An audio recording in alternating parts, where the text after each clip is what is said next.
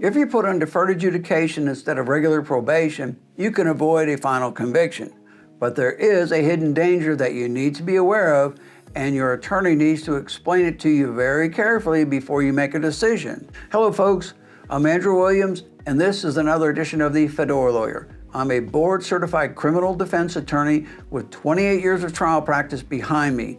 On this channel, I share my years of experience with you to give you a better understanding of the law. Deferred adjudication is a period of supervision similar to regular probation. You can avoid having a conviction on your record if you finish the supervision period successfully. But there is one hidden danger that you should be aware of, and that is if you violate your supervision, you could go to jail for the maximum time allowed by law. This is not the case with regular probation. If you're on regular probation, upon violation, the judge can only sentence you to the period of time he gave you when you first started the probation. And I need to give you an example to make it clear.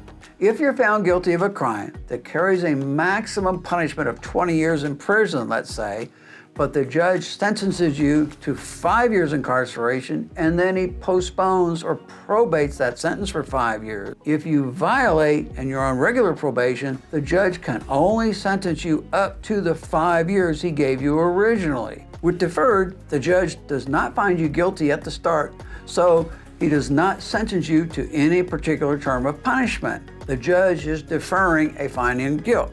Deferred adjudication simply means postponing a finding of guilt. Since the judge did not find you guilty of anything, he does not impose any particular sentence. So long as you don't violate your supervision, you will never be adjudged guilty and you will never be incarcerated. If you do violate, the judge can then find you guilty and the judge can impose any sentence up to the maximum allowed by law.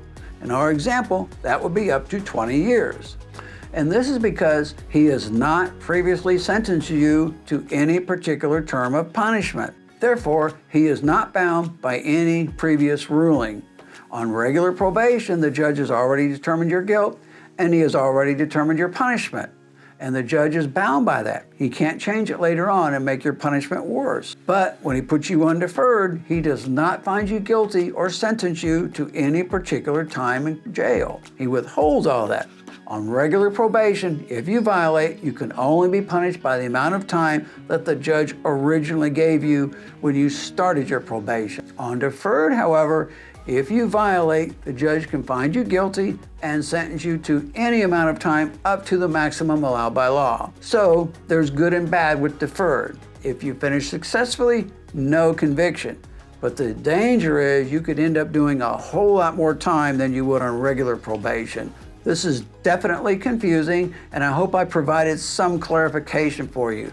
If this information was helpful, hit the like button for me. If you like getting informative videos on legal topics like this, you might be interested in one of these videos. I plan on making lots more videos on all sorts of legal topics in the future. If you like, you can also visit my website at andrewwilliamslaw.com. For now, this is the FEDORA Lawyer signing off.